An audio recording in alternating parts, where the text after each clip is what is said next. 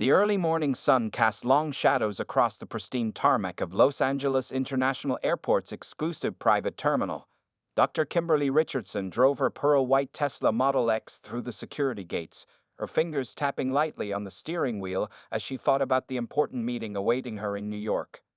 At 42 years old, Dr. Richardson had built Richardson Biotechnology from the ground up, turning it into a $4 billion empire that changed how doctors treated cancer worldwide.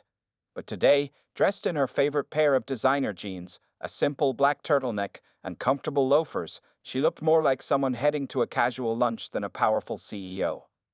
The security guard at the gate barely glanced at her car's plates before waving her through. It was routine. She flew out of this terminal at least twice a week. Her regular security team was stuck in the notorious Ella morning traffic, but she wasn't worried. Everyone at the private terminal knew her well. Or so she thought. Dr. Richardson pulled into her reserved parking spot, gathering only her sleek laptop bag and her phone. She had learned long ago that traveling light made life easier. Her assistant had already arranged for her luggage to be loaded onto her Gulfstream G650, the flagship of her company's small fleet of private jets. As she walked across the parking lot, her phone buzzed. A text from Marcus, her head of security, flashed across the screen. "Heavy traffic on the 405. We're about 15 minutes behind. Want us to call ahead?" She typed back quickly. "No need. Everyone knows me here. See you soon." If only she had known how wrong she was. The morning air was crisp, and the sound of distant jet engines created a familiar backdrop as her loafers clicked against the polished floor of the terminal walkway. She adjusted her laptop bag on her shoulder, mentally reviewing her presentation for the board meeting in New York. Richardson Biotechnology was about to launch a revolutionary new cancer treatment, and she needed to ensure everyone understood its potential impact. Through the terminal's floor-to-ceiling windows, she could see her plane, sleek and white against the morning sky, with the Richardson Biotechnology logo gleaming on its tail. The flight crew was already completing their pre-flight checks. Captain Sarah Martinez, her regular pilot, had texted earlier to confirm they were on schedule for the 8:30 a.m. departure. Dr. Richardson reached for her access card as she approached the terminal's private entrance. The glass doors reflected her image, a confident black woman with naturally curly hair pulled back in a professional style, minimal makeup, and the quiet assurance that came from years of success in the business world. Her mother had always told her to carry herself with dignity, no matter the circumstance. It was advice that would prove valuable in the next few minutes. As she reached for the door handle, movement inside caught her attention. A security guard she had never seen before was walking purposefully toward the entrance, his face set in what she would later describe as a mask of authority. He was tall, middle-aged, with graying hair and a bearing that suggested military background. Dr. Richardson smiled politely, reaching for her ID. She had dealt with new security personnel before, and a quick check of her credentials usually smoothed things over. But something about this guard's expression made her pause. There was a hardness in his eyes, a prejudgment that she had seen too many times before in her life. She straightened her shoulders slightly, remembering her mother's words about dignity. In the distance, she could hear the sound of another private jet taking off, its engines roaring into the morning sky. A few other passengers and staff members moved about inside the terminal, going about their routine morning activities. The guard reached the door first, his hand pressing against it from the inside, preventing her from opening it. His security badge identified him as James Peterson.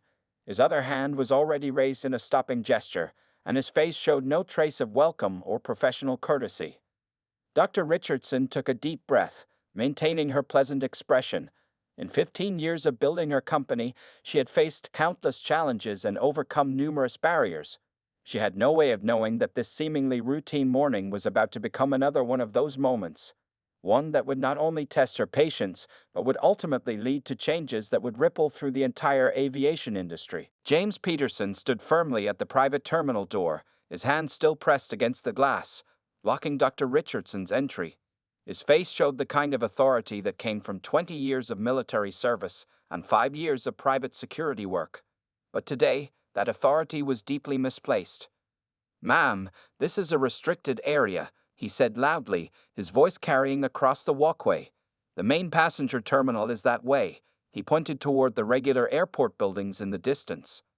Dr. Richardson kept her expression neutral, though her heart began beating faster. She had faced situations like this before, but it never got easier. I understand this is a private terminal, she said calmly, reaching for her identification. I'm Dr. Kimberly Richardson, and my plane is right there. She gestured toward the Gulf Stream with her company's logo clearly visible. Peterson's laugh was short and dismissive. Right, and I'm the President of the United States. He shifted his position, making himself look bigger. Listen, I don't know how you got past the front gate, but this area is for authorized personnel and private jet owners only. Not for people who are, he paused, his meaning clear in his expression, lost. A small group of people inside the terminal had stopped to watch. Among them was a young staff member who recognized Dr. Richardson immediately, but Peterson's aggressive stance made her hesitate to intervene. Mr. Peterson, Dr. Richardson said, reading his name tag again, I have my identification right here. She pulled out her CEO credentials and ownership papers from her laptop bag. If you'll just take a moment to look. Ma'am, Peterson cut her off, his voice growing harder. I've been doing this job long enough to know who belongs here and who doesn't. And you clearly don't belong here. He reached for his radio. I'm calling this in. Dr. Richardson felt a familiar heat rising in her chest, a mixture of anger, hurt, and frustration. But years of being the only black woman in countless boardrooms had taught her to control these emotions. She pulled out her phone instead. That's fine, she said steadily. While you call it in, I'll call Captain Martinez. She's my pilot, and she's currently doing pre-flight checks on my plane. She emphasized the word my slightly. Peterson spoke into his radio, ignoring her words. This is Peterson at the west entrance. I've got a possible trespasser here. Claims she owns one of the aircraft, requesting backup. Just then, Dr. Richardson's phone buzzed. Another text from Marcus. 5 minutes away, boss. Traffic finally clearing. A few feet away, the young staff member who had been watching finally found her courage. She hurried to the back offices, knowing she needed to alert her supervisor about the huge mistake unfolding at the entrance. Peterson continued his confrontational stance. Until we verify your story, you need to step away from the door. His hand moved to rest on his security button, an unnecessary gesture that didn't go unnoticed by the watching crowd. Dr. Richardson stood her ground, her mother's words about dignity echoing in her mind. She held up her phone, showing Peterson the screen. I'm on the cover of Forbes magazine from last month. Would you like to see it? The security guard's face reddened. Anyone can fake photos these days. Step back from the door now, or I'll have to take action. Inside the terminal, whispers had started among the gathering crowd. Someone recognized her. That's Dr. Richardson. She owns Richardson Biotechnology. What is Peterson doing? But Peterson was too focused on his perceived authority to notice the shifting atmosphere around him. He pressed a button on his radio again. Requesting immediate backup. Subject is being uncooperative. Dr. Richardson took a slow, steady breath. Through the terminal windows, she could see her pilot, Captain Martinez, walking toward the building, likely wondering why her boss hadn't come inside yet. At the same time, she heard the familiar sound of her security team's vehicles pulling into the parking lot. The next few moments would determine more than just how this confrontation would end. They would set in motion a chain of events that would challenge not only Peterson's prejudices, but the entire system that allowed such biases to persist in the first place. The situation at the private terminal entrance was about to reach its boiling point. Just as Peterson moved to physically block Dr. Richardson from the entrance again, 3 important things happened at once. Captain Sarah Martinez burst through the terminal doors, her face showing both concern and anger. Marcus, Dr. Richardson's head of security, pulled up in a black SUV with his team. And Maria Gonzalez, the terminal's security supervisor, came running from her office after being alerted by the young staff member. What exactly do you think you're doing, Peterson? Captain Martinez demanded, her pilot's uniform crisp and authoritative. This is Dr. Richardson. She owns the plane I'm flying today. Peterson didn't back down. Instead, he straightened his back even more, looking from Captain Martinez to Dr. Richardson with suspicion. Ma'am, step back inside. This person claims she owns a private jet, but she has no proper identification. I have all my identification right here, Dr. Richardson interrupted calmly, still holding her papers. You simply refuse to look at them. Marcus and two other security team members were now walking quickly toward the entrance. They wore plain black suits, but their professional training was obvious in how they moved. Peterson's hand tightened on his baton when he saw them approaching. Step away from Dr. Richardson immediately, Marcus called out, his deep voice carrying across the space between them. His face showed the concern of someone who had just found his boss in a dangerous situation. Everyone, please stay calm. Maria Gonzalez's voice cut through the tension as she reached the entrance. She was a short woman in her 50s, but her presence commanded immediate attention. Peterson, take your hand off that baton right now. Peterson turned to his supervisor, his face red with confusion and embarrassment. Ma'am, I was just following protocol.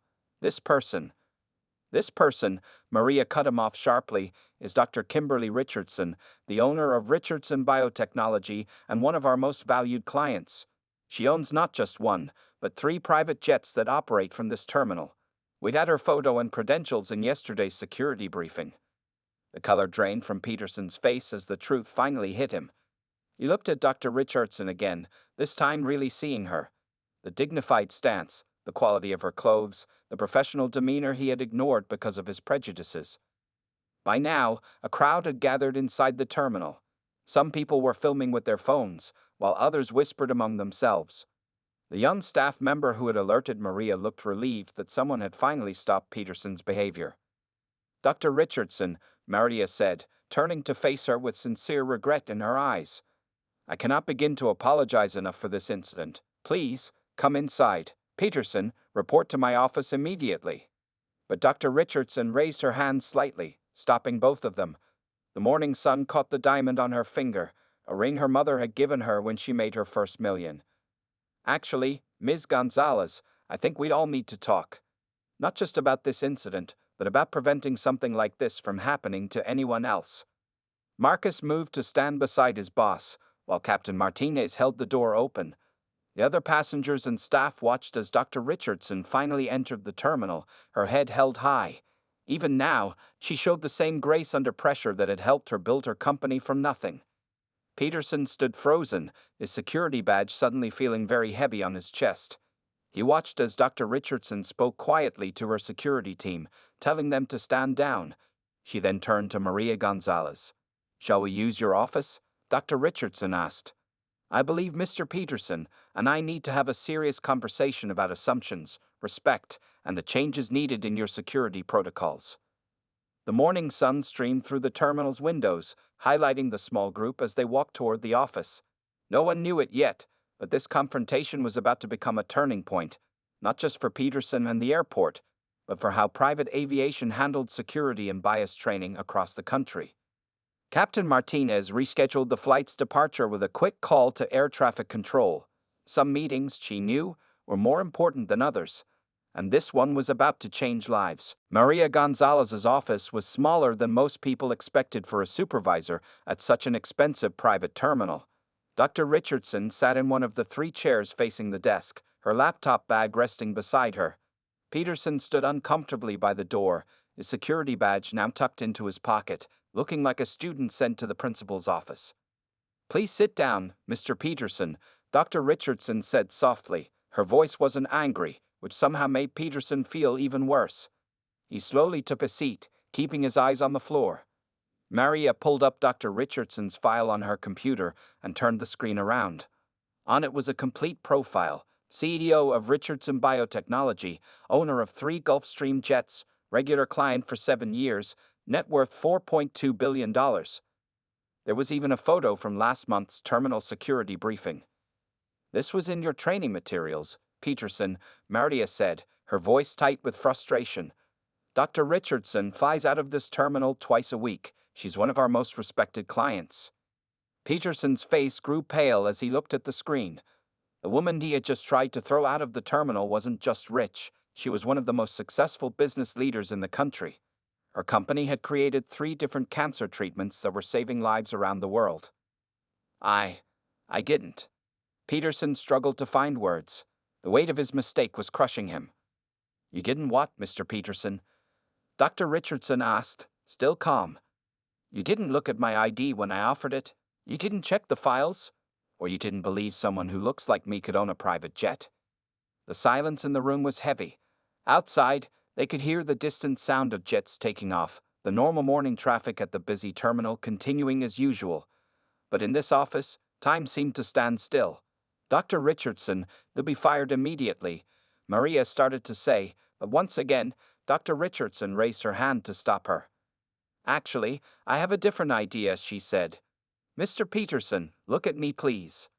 Peterson slowly raised his eyes to meet hers. He expected to see anger, but instead, he saw something that surprised him, determination and purpose. Tell me about your background, Dr. Richardson said.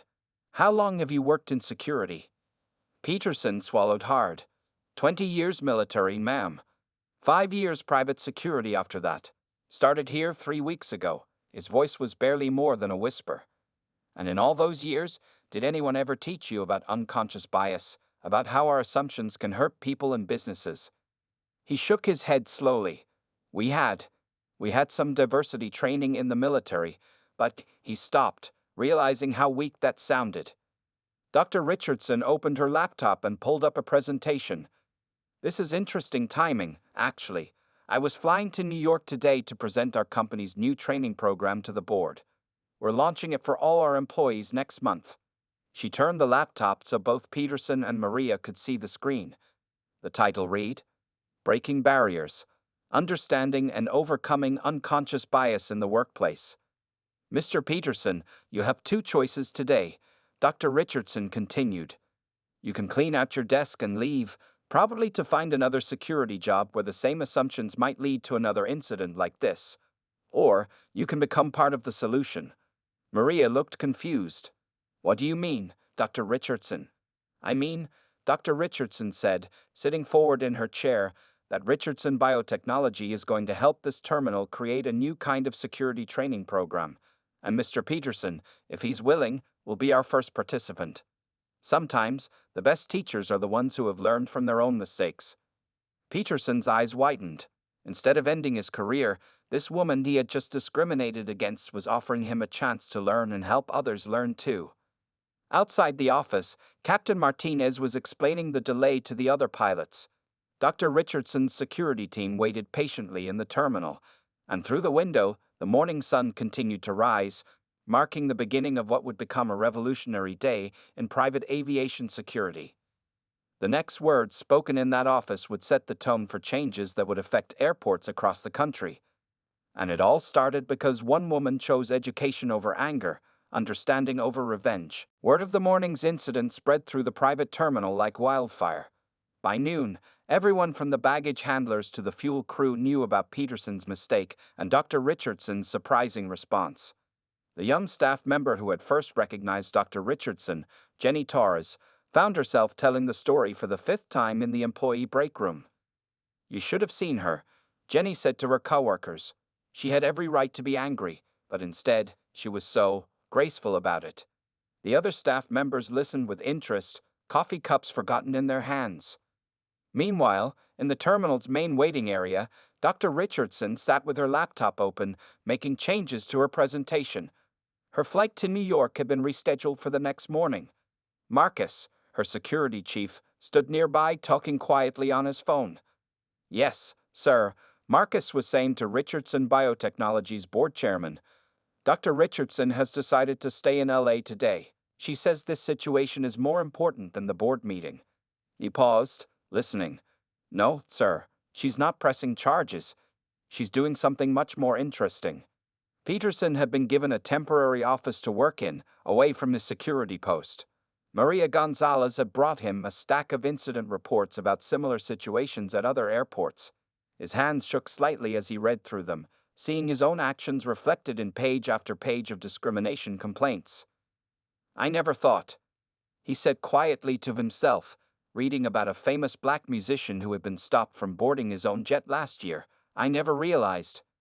Captain Martinez walked through the terminal, stopping to talk with various staff members. As Dr. Richardson's regular pilot, she had seen her boss handle difficult situations before, but this was different. She's turning this whole thing into a teaching moment, she explained to a group of curious ground crew members. That's just who she is. Around 2 p.m., Dr. Richardson called for a voluntary staff meeting in the terminal's conference room. Despite it being optional, almost every employee who wasn't actively working critical tasks showed up. The room was packed, with people even standing along the walls. "Thank you all for coming," Dr. Richardson began, standing at the front of the room. "I want to talk about what happened this morning, but more importantly, about what we're going to do next." She clicked to the first slide of her presentation. It showed statistics about discrimination in private aviation, numbers that made many people in the room shift uncomfortably in their seats. "This isn't just about one incident or one person," she continued. "It's about a system that needs to change. And change starts with understanding." In the back of the room, Peterson sat quietly, still in his security uniform. Several of his coworkers had given him cold looks, but Dr. Richardson had specifically asked him to attend.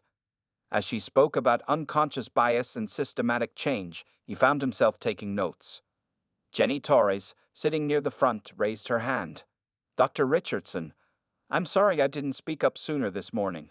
I recognized you, but I was afraid to challenge a security officer." Dr. Richardson smiled kindly. "That's exactly the kind of systemic issue we need to address. When fear prevents people from doing what's right, we need better systems." As the afternoon continued, something remarkable happened. What had started as a horrifying incident of discrimination was transforming into a moment of learning and change. Dr. Richardson shared stories from her own journey, building a billion-dollar company while constantly facing people who doubted her because of her race and gender. Outside the conference room, planes continued to take off and land. The terminal's regular clients came and went, some hearing about the morning's events, others unaware that they were witnessing the beginning of a significant change in private aviation. Marcus stepped out to take another call, this time from a major news network wanting a comment about the incident. Someone had posted a video of the confrontation online, and it was starting to go viral. But inside the conference room, Dr. Richardson was focused on something more important than headlines. She was focused on creating real, lasting change.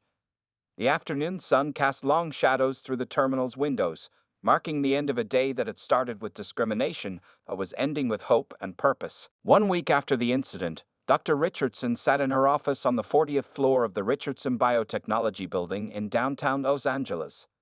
The wall-to-wall windows showed a beautiful view of the city, but her attention was focused on her computer screen, where she was reviewing the fifth draft of her new airport training program. "The media keeps calling," her assistant Sarah said, walking in with a cup of green tea. "CNN, Fox News, MSNBC, they'd all want interviews about what happened at the terminal." Dr. Richardson took the tea with a smile. "Tell them I'll do interviews after we launch the training program. This is more important than publicity." The video of her confrontation with Peterson had gone viral, reaching over 10 million views. But unlike many viral videos of discrimination, this one was making headlines for a different reason, because of how Dr. Richardson had handled it. On her desk, next to her computer, sat a stack of letters. They had been arriving all week, hundreds of them, from Black executives, pilots, and travelers sharing their own stories of discrimination at airports. One letter had brought tears to her eyes. It was from Peterson's teenage daughter. "Dear Dr. Richardson," the letter began. "Thank you for not ruining my dad's career. He came home that day and cried while telling us what happened. I'd never seen him cry before. He's different now. He's learning, and he's teaching us too." A knock on her office door interrupted her thoughts. Marcus entered with Maria Gonzalez from the airport terminal. "They're ready for you in the conference room," Marcus said. "Peterson and the first training group are waiting." Dr. Richardson gathered her laptop and followed them to the large conference room down the hall. Inside, 20 people sat waiting, security officers from various private terminals across Los Angeles, including Peterson, who now sat in the front row. "Good morning," Dr. Richardson began, standing at the front of the room. "Today marks the start of our Aviation Equality Initiative. But before we begin, I want Mr. Peterson to share his story." Peterson stood up slowly. He looked different now, humbler, but also more aware. He faced the group of his fellow security officers and took a deep breath. A week ago, I made the biggest mistake of my career, he started. I let my biases control my actions. I looked at Dr. Richardson and saw what I expected to see, not who she really was. His voice shook slightly, but he continued. But instead of firing me, she showed me what real leadership looks like. In the back of the room, several airport executives watched with interest. They had come from as far as New York and Miami to see this new training program. The incident had caught the attention of the entire private aviation industry. Dr. Richardson opened her presentation. The first slide showed a simple question: what do you see when you look at me? This program isn't about making people feel guilty, she explained. It's about opening eyes and changing minds. It's about making our airports safer and more welcoming for everyone. The training session continued for 4 hours. Peterson shared every detail of his confrontation with Dr. Richardson, no matter how uncomfortable it made him feel. Other participants shared their own stories of times they had judged people unfairly. During the lunch break, Maria approached Dr. Richardson with exciting news. 3 more airports called this morning, she said. They want to implement the program too. This is spreading faster than we expected. Dr. Richardson smiled, remembering something her mother had told her long ago. Sometimes the best response to ignorance is education, not anger. By the end of the day, the first group of security officers had completed their training. As they left the conference room, many stopped to shake Peterson's hand. He had become a symbol of how people could learn and change. Back in her office that evening, Dr. Richardson received an email from the Airport Security Administration. They wanted to discuss making her training program a national requirement for all private aviation security staff. She looked out at the sunset over Los Angeles, thinking about how one difficult morning had turned into an opportunity to create real change. Sometimes, she realized, the worst moments could lead to the best outcomes, if you approach them with wisdom instead of anger. 6 months had passed since the incident at the private terminal. On a bright Monday morning, Dr. Richardson stood at the podium in a large conference hall at the National Aviation Security Conference in Chicago. The room was packed with over 1,000 security officers, airport managers, and aviation industry leaders. When I was stopped from boarding my own plane that morning, she said to the silent crowd, I had 2 choices. I could react with anger, or I could create change. Today, I'm proud to share that our Aviation Equality Initiative has trained over 5,000 security personnel across 38 airports. In the front row, James Peterson sat wearing a new badge that identified him as Senior Trainer, Aviation Equality Initiative. His face showed pride as he watched Dr. Richardson speak. The man who had once blocked her from entering the terminal was now one of her most dedicated employees. Mr. Peterson, Dr. Richardson continued, would you like to share your story with everyone? Peterson walked to the podium, his steps confident but humble. The entire room knew who he was. His story had become famous in the aviation security world. But now, instead of shame, his story brought hope. 6 months ago, I was the problem, he began, his voice clear and strong. Today, I'm part of the solution. Dr. Richardson didn't just forgive my mistake, she helped me understand it. Now I help others understand their own biases. The presentation screen behind them showed impressive numbers. Discrimination complaints at participating airports had dropped by 78% in just 6 months. Customer satisfaction scores had improved by 45%. Even security effectiveness had increased, as officers learned to focus on real threats instead of false assumptions. In the audience, Maria Gonzalez sat with tears in her eyes. Her private terminal, where everything had started, was now known as the model for inclusive security practices. She had received a promotion and was helping other terminals implement the program. Jenny Torres, the young staff member who had witnessed the original incident, was now working full-time for the initiative. She traveled to different airports, sharing her perspective as someone who had been afraid to speak up against discrimination. The real transformation, Dr. Richardson explained to the audience, isn't just in our security procedures. It's in how we see each other. It's in the questions we ask ourselves before making judgments. After the presentation, a group of black pilots approached Dr. Richardson. They shared stories about how the atmosphere at private terminals had changed. We're treated with respect now, one pilot said. Your program made that happen. Peterson stood nearby, listening to their stories. He remembered how he used to think. how he used to act. The change in him had been so complete that his own children had noticed. His daughter had even written a school essay about her father's transformation. During the lunch break, Dr. Richardson sat with Peterson in the conference center's cafeteria. "Did you ever imagine we'd be here?" she asked him, smiling. "Never," he replied honestly. "That morning, I thought my life was over. Instead, it was just beginning." News cameras filmed interviews with conference participants. Major networks were covering the success of the initiative. But more importantly, real changes were happening on the ground, at terminals across the country. The afternoon session focused on the future. Dr. Richardson announced the launch of Phase 2, expanding the program to international airports. Representatives from airports in London, Dubai, and Singapore had already signed up. "Discrimination doesn't stop at our borders," she told the crowd. "Neither should our solution." As the day ended, Peterson led a small group discussion with other security officers. They talked openly about their experiences, their biases, and their learning journeys. The room was full of people who wanted to change, who wanted to be better. Back at the podium for closing remarks, Dr. Richardson shared one final thought. 6 months ago, one security guard's mistake could have ended with anger and division. Instead, it sparked a transformation that's changing our entire industry. Remember this: every mistake is an opportunity to learn. Every problem is a chance to create positive change. The standing ovation lasted 5 full minutes, but the real applause came in the form of changed minds, opened eyes, and transformed hearts across the aviation industry. 1 year had passed since that fateful morning at the Los Angeles private terminal. Dr. Kimberly Richardson stood in her office, looking at the wall of achievements that told the story of the past year's incredible journey. The centerpiece was a framed cover of Time magazine, showing Dr. Richardson and James Peterson standing together at an airport terminal.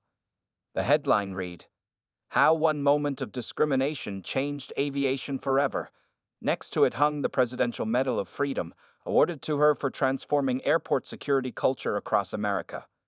"Your next meeting is here," Sarah, her assistant, announced.